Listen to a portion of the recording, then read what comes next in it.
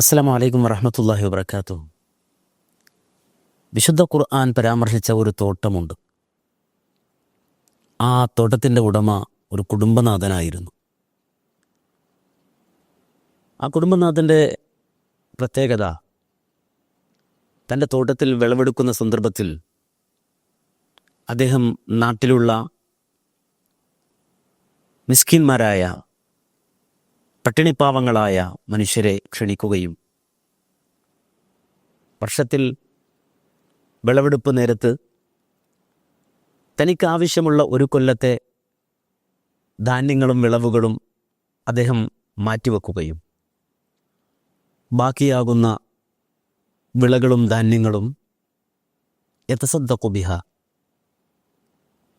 ആ നാട്ടുകാർക്ക്, പാവങ്ങൾക്ക് വേണ്ടി അദ്ദേഹം ധർമ്മം ചെയ്യുകയും ചെയ്യുമായിരുന്നു. വർഷങ്ങളായി അദ്ദേഹം തുടർന്നു പോകുന്ന ഒരു പതിവാണ് ഈ ഒരു സമ്പ്രദായം. അതുകൊണ്ട് തന്നെ വിളവെടുപ്പ് സമയമായി കഴിഞ്ഞാൽ ആ നാട്ടിലുള്ള അഗതികളും പാവങ്ങളുമായ മനുഷ്യർക്ക് വലിയ ആനന്ദമായിരുന്നു. പ്രായാധിക്യം ചെന്ന് ആ നല്ല മനുഷ്യൻ ഈ ലോകത്ത് നിന്ന് വിടവാങ്ങി. സ്വാഭാവികമായും അദ്ദേഹത്തിൻ്റെ തോട്ടത്തിൻ്റെ അവകാശം അദ്ദേഹത്തിൻ്റെ മക്കളുടെ പക്കലെത്തി. മക്കൾ വിളവെടുപ്പ് സമയമായപ്പോൾ അങ്ങേയറ്റം ആശങ്കാകുലരായി. അവർ യോഗം കൂടി. അവർ പരസ്പരം പറഞ്ഞു, കൊല്ലൽ അയ്യാൽ, കൊല്ലൽ മാൽ കഥുറൽ അയ്യാൽ. നമുക്ക് സമ്പത്ത് കുറച്ചല്ലേ ഉള്ളൂ, നമ്മുടെ ഉപ്പയെപ്പോലെ നമുക്ക് പെരുമാറാൻ കഴിയില്ലല്ലോ,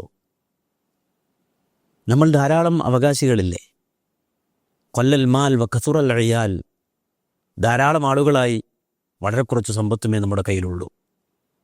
അതുകൊണ്ട് നമ്മുടെ ഉപ്പയുടെ പതിവ് നമുക്ക് തുടരേണ്ടതില്ല.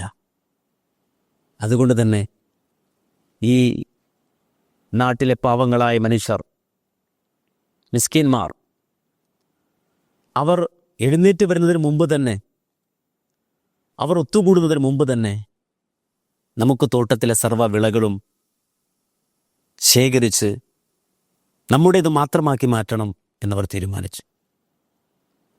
ആ വിളവ് പറിക്കാൻ എല്ലാവരും ഉണരുന്നതിന് മുമ്പ് തന്നെ ഒരുങ്ങി പുറപ്പെടണമെന്നവർ തീരുമാനിച്ചു.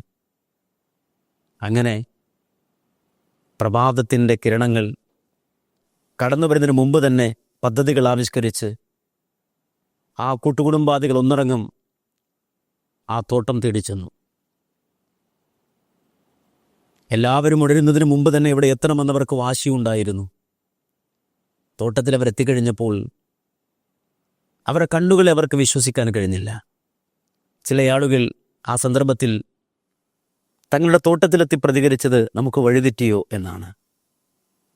കാരണം ആ പ്രഭാതം ഉണരുന്നതിന് മുമ്പ് തോട്ടത്തിലെത്തിയ മനുഷ്യർ കണ്ടത് കത്തിക്കരിഞ്ഞു കിടക്കുന്ന തോട്ടമാണ്.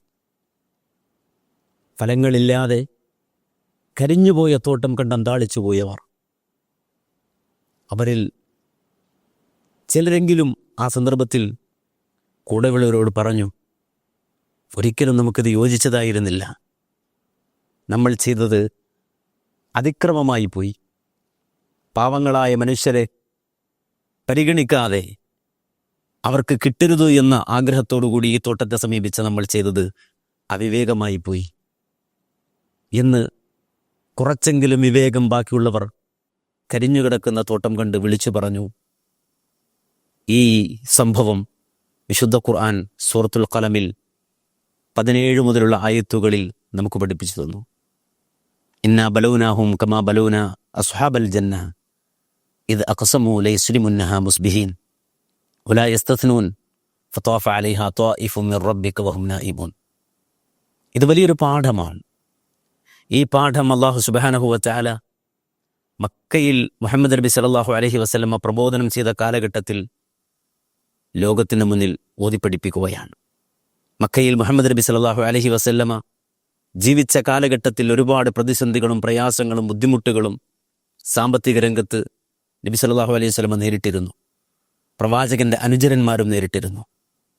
ആ ഒരു കാലത്തിൽ പോലും, ആ ഒരു സാഹചര്യത്തിൽ പോലും പാവങ്ങളായ മനുഷ്യരെ പരിഗണിക്കാതെ അവരെ അവഗണിക്കുന്നൊരു അവസ്ഥയിലേക്ക് നിങ്ങൾ വീണുപോകരുത് എന്ന പാഠം അല്ലാഹു സുബ്ഹാനഹു വ തആല പഠിപ്പിച്ചു കൊടുക്കുന്നു. ഇത് നമുക്കെല്ലാവർക്കും പാഠമാണ്. നമുക്ക് അല്ലാഹു സുബ്ഹാനഹു വ തആല തന്ന ഓഹരികൾ നമുക്കും നമ്മുടെ കുടുംബത്തിനും മാത്രമാക്കി മാറ്റിവെക്കാനുള്ളതല്ല.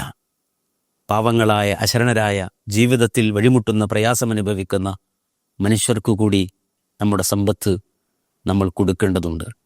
അവരുടെ വേദനയും വിശപ്പും നമ്മൾ കൂടി അറിയേണ്ടതുണ്ട്.